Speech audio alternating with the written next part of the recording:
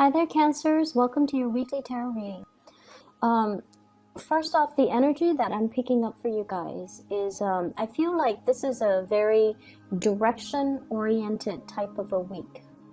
I see a lot of crossroads. I see a lot of fork in the roads. Do I take path A? Do I take path B? I see you being inundated by decisions and choices. And I see you seeking guidance, from other people, internally, even for some of you, as to which path to take. So it's a major kind of like a crossroads type of a week. And it's really important that you understand, where you've come from, learn from past cycles, learn from patterns in your life from the past, and erring on the side of, taking the path that hasn't been taken before, okay? So it's like reviewing, it's almost like watching your life, kind of like as a video playing in front of you, the movie reel, watching it, and then figuring out, okay, I did that before, and it didn't, give me the outcome that I was hoping for.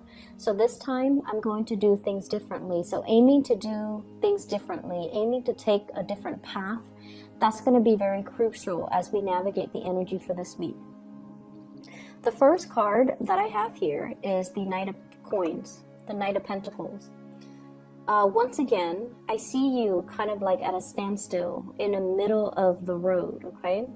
And you're at a point where obstacles are not really in front of you. It's all about free will. So there's nothing physically restricting you, restraining you. You're not tied down to any specific course. No one is really forcing you to do anything. And I feel like this card indicates stagnation. Wanting to break away from the stagnation, but not knowing how to do so, and also fearing, like being very risk adverse and not wanting to make the decision that will kind of force you out of your comfort zone. The message is linked up with this card here. It indicates a time where there is a lot of internal conflict, being pulled in different directions. I see a lot of fear. And I'm feeling, for many of you, it's like I've worked so hard at it, so I'm, preparing myself to walk down this path. But I've worked so hard, and I feel like I've already mastered everything. So walking down this path, does it really contribute anything more? So I feel some of you have worked really hard at a specific project, at a specific thing in your life. And at this point, the passion and the joy that you came to it with is no longer there. So you're thinking about taking a different, like deviating from whatever you had planned to take a different course of action. Some of you are contemplating major career changes as well. And some of you, I feel, it's like there has been too much sunk cost. I've invested too much. So if I take a different path, there's a lot of risk and uncertainty associated with it as well. So I feel like you're reassessing the situation, and you're reassessing whether or not it is wise to continue on the same path because the passion is no longer there. But you've invested so much time and resources and energy that you feel compelled to continue forward, but it's really not in alignment with what your heart wants. So I see this internal conflict playing out. I also feel at this point, it is really important for you to think of life as not so much as a destiny where we're supposed to be, but more as, an experience. Everything that you have been through and everything that is laid out in front of you, they all serve as opportunities to learn new things, to learn more about ourselves, to test our capabilities, and to really get to know ourselves. So don't look at it as, a series of decisions to get me to point A, from point A to point B, but more like the path that meanders and that will allow me to have a lot of stimulating, exciting experiences and allow me to grow as a process. So it's not so much about the destination, it's more about just the experience, the process of going through things, and the process of making decisions when we are guided by our heart, so that our heart can steer us in the right direction. So I see a lot of indecisiveness coming through for you guys. I feel like you have a vision of what success means to you, and this is based on what other people have told you what success means. This has been based a lot more on, you know, the practical reality. You see people on TV, you see people in, you know, magazines, you see people on social media, you see people on those TED Talks, and they tell you, you know, success is like this, success is like that, but it doesn't really jive in with your vision of success. You want to be emotionally happy with the work that you do, and I feel like for many of you, yes, money is important, but I feel like you don't want to be a slave to it, and so you're reassessing what success and material success really means. The second card coming into the picture here, we have the Four of Swords, and I believe it was Gemini that got this card in the same position. Okay, so if you have Gemini in your chart, you might want to look at the interpretation for that. But what I'm feeling is being plugged in to too many people telling you what to do, too many people giving you their ideas, consulting too many people, and now you're just very, very confused because the information that's coming through for other people might not be appropriate for your situation. They are other people. They're not you. They're not living your reality, and they're not living your life. So it's very easy as an outsider looking in to tell people what to do. But you're the one living your reality, and you're the one that have to, you know, live with the consequences and have to live with the outcomes of your decisions. So you kind of need to center yourself, listen to your heart to make these decisions. What I feel for some of you is there might be some legal issues where you're consulting too many people on. There might be a lot of expectations externally from other people coming to you to, you know, to play mediator, to be the objective middleman, to assess a situation objectively. And I feel almost like you're being put in a situations where you have to pick sides. You might be caught between two feuding parents, siblings, co-workers, friends even. I see a couple that's arguing and you're caught in the middle. And I also feel like, you know, where does my loyalty lie? So I feel like loyalties are being tested.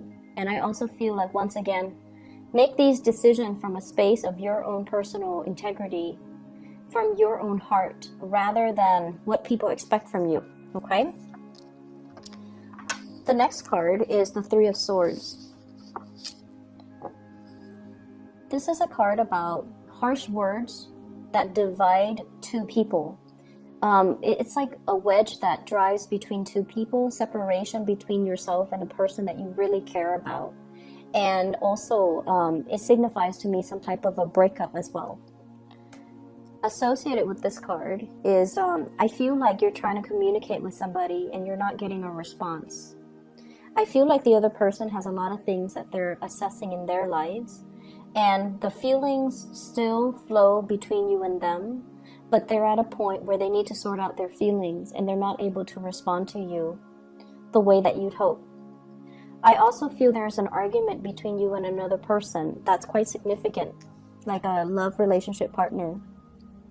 And it boils down to the fact that one person expects more from the other person. So there's this perpetual conversation. It keeps coming back up. It was talked about last month. It was talked about the month before. And every month it keeps cycling back up. And I feel like it's more about who is doing what in the relationship. Are you doing enough? Is the other person doing enough? And it's like two people who are constantly running in circles, keeping scores with each other. I'm also feeling as well, for some of you, you were trying to manifest a relationship with another person. There's great chemistry. There's really, really strong emotional connection between you and that person. And I also feel like somebody has another person, like a third party. So I see three people. And I'm feeling like This is not, if you are the third party, it's not news to you that the other person is already attached. It's not news at all.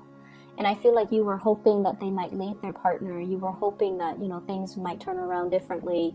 And you were hanging on to the situation because you were hoping it will get better.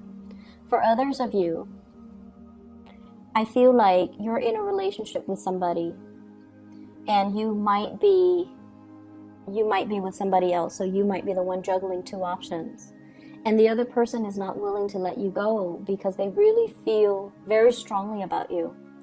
And I feel like, once again, you know, that crossroads, making a decision, picking sides, and walking down one path might negate the other path. It might rule out the other possibility. So the choices that you're making for this week, it is very, very important. The third card that I have here, the fourth card, the Nine of Wands. This person's heart chakra is very open. This is somebody that has been through a lot of hardships in his or her life. There's an imagery of the tree, so I feel like it's somebody who's a very old soul. They've been through a lot of pain, a lot of trauma in their past. They're not playing the victim. They're not sitting there sulking and, you know, wallowing in self-pity. They get up and they move on with their lives. This is coming in, I feel, as a little bit of a spiritual advice for you to kind of break away from it and don't fall victim to it. Be empowered as a result of everything that you've been through, but learning from the past so we don't make the same mistakes.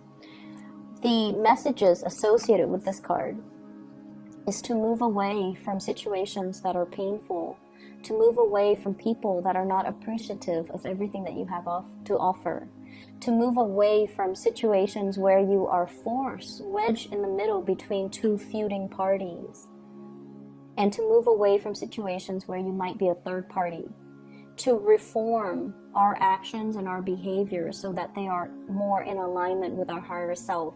Kind of like that imagery of the tree. The tree faces a lot of adversity, like inclement weather, severe weather, and everything that it faces allows its branches to be stronger, allow the trunks to fortify itself, and allow it to stand upright and stand tall. And so it's sort of like that, the imagery of the tree. And everything that you have been through creates the person that you are today. There were no accidents or, you know, mistakes. But if we find ourselves in the same cycle where we constantly get hurt, where we constantly look for the wrong relationship partners, or seek people who are not physically or emotionally available to us, then we're not really living the lessons. We're reliving the karma and reliving past mistakes.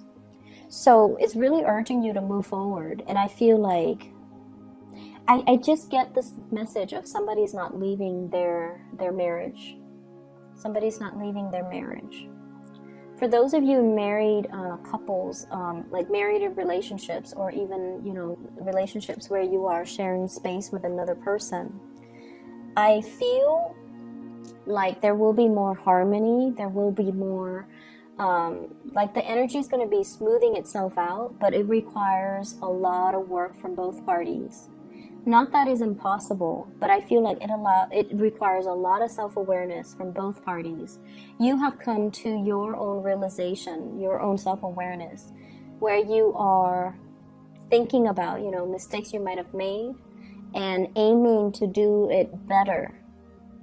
And then the other person might be kind of behind the curve, where they're not at a point yet where they're reflecting on themselves, how they have contributed to the situation to cause the, you know, falling out. So they're still, you know, at a point where they're blaming you.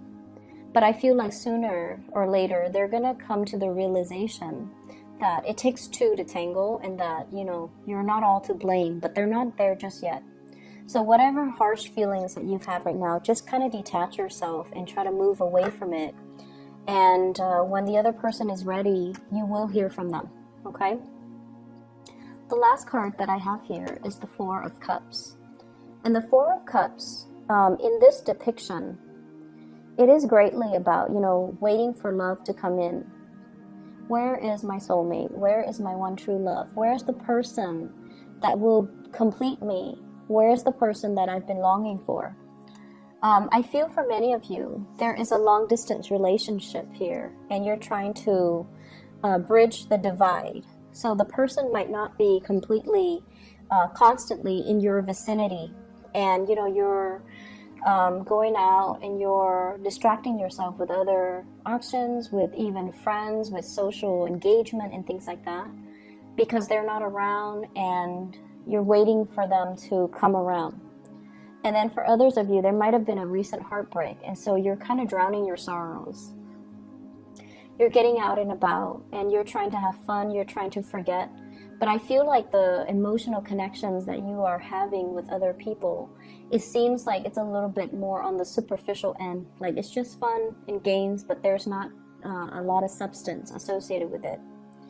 I see some of you going out and having a really good time, being the life of the party and having a lot of people around you. But deep down, I see this sense of loneliness, this sense of isolation. Like everything it's done under false pretenses. Like it's just fun, you know, I just want to be around people. But at the end of the day, the emotional connections between you and others are not there. I'm also feeling as well,